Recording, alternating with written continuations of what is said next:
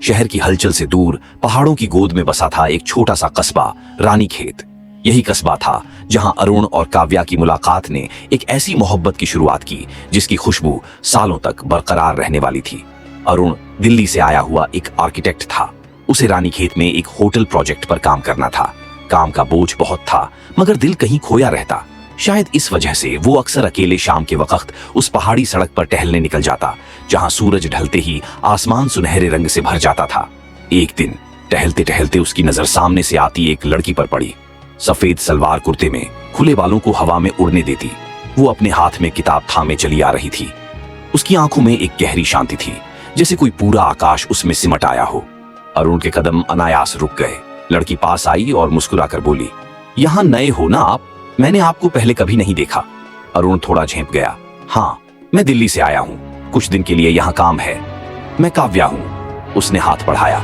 अरुण ने हाथ मिलाया और उस पल उसे लगा कि शायद उसके अंदर कुछ टूटकर फिर से जुड़ गया हो।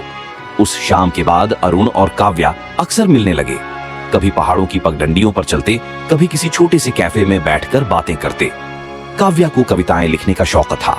वो अरुण को अपनी लिखी पंक्तियां सुनाती। पता है अरुण, मेरे लिए मोहब्बत किसी बड़े इजहार में नहीं, छोटे छोटे लम्हों में छिपी होती है, जैसे किसी की मुस्कान, किसी का इंतजार, या फिर अचानक से नाम सुनकर दिल की धड़कन तेज हो जाना। अरुण चुपचाप उसे देखता रहता। वो चाहकर भी अपने दिल की बात कह नहीं पा रहा था, मगर उसकी आंखें सब बयां कर देती। धीरे धीरे दोनों की दोस्ती गहराती गई। एक दिन बारिश हो रही थी। दोनों पहाड़ी रास्ते पर छतरी के नीचे खड़े थे। काव्या हंसते हुए पानी की बूंदों को अपने हाथ में समेटने लगी।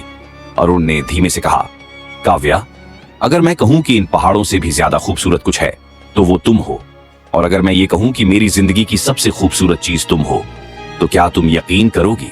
काव्या उसकी आंखों में देखने लगी। कुछ पल की खामोशी के बाद उसने धीमे स्वर में कहा, अरुण, मोहब्बत इजहार से नहीं, एहसास से पहचानी जाती है, और मैं तो कब से तुम्हारे एहसासों में जी रही हूं। उस पल अरुण ने उसका हाथ थाम लिया। काव्या के पिता कस्बे के एक स्कूल में प्रिंसिपल थे। वो चाहते थे कि काव्या उनकी पसंद के लड़के से शादी करे। जब उन्हें काव्या और अरुण के रिश्ते का पता चला तो उन्होंने साफ कह दिया, अरुण, तुम अच्छे हो, लेकिन हमारी दुनिया अलग है। काव्या तुम्हारे साथ खुश नहीं रह पाएगी। काव्या रो पड़ी। अरुण, मैं पापा की इकलौती बेटी हूँ, उनकी जिद के आगे मैं बगावत नहीं कर सकती, लेकिन मेरा दिल सिर्फ तुम्हारा है। अरुण ने उसका चेहरा थाम कर कहा, काव्या, मोहब्बत अगर सच्ची है तो कोई ताकत हमें जुदा नहीं कर सकती। अरुण ने हार नहीं मानी। उसने काव्या के पिता से एक बार और बात की। वादा करता हूं, काव्या की खुशी मेरी जिम्मेदारी होगी। अगर मेरी मोहब्बत झूठी निकली तो मैं खुद पीछे हट जाऊंगा। कुछ महीनों बाद छोटे से कस्बे में अरुण और काव्या की शादी हुई। दोस्तों और परिवार के बीच पहाड़ों की ठंडी हवा और फूलों की खुशबू में उनकी मोहब्बत ने नया रूप ले लिया। शादी के बाद जब काव्या दिल्ली पहुंची तो पहली बार शहर की भीड़ देखकर डर गई। अरुण ने उसका हाथ थामा और बोला, काव्या, डरने की जरूरत नहीं। ये शहर बड़ा जरूर है, लेकिन इसमें हमारी मोहब्बत की खुशबू और भी ज्यादा फैल जाएगी। काव्या मुस्कुराकर बोली, अरुण, मुझे कोई डर नहीं, क्योंकि अब मैं तुम्हारे साथ हूं। सालों बाद भी जब अरुण और काव्या किसी शाम साथ बैठते तो काव्या अब भी वही कहती, अरुण, मोहब्बत इजहार से नहीं, एहसास से पहचानी जाती है, और मैं आज भी तुम्हारे एहसासों में जी रही हूँ। अरुण मुस्कुराकर जवाब देता, और मैं आज भी तुम्हारे नाम की खुशबू में सांस ले रहा हूँ।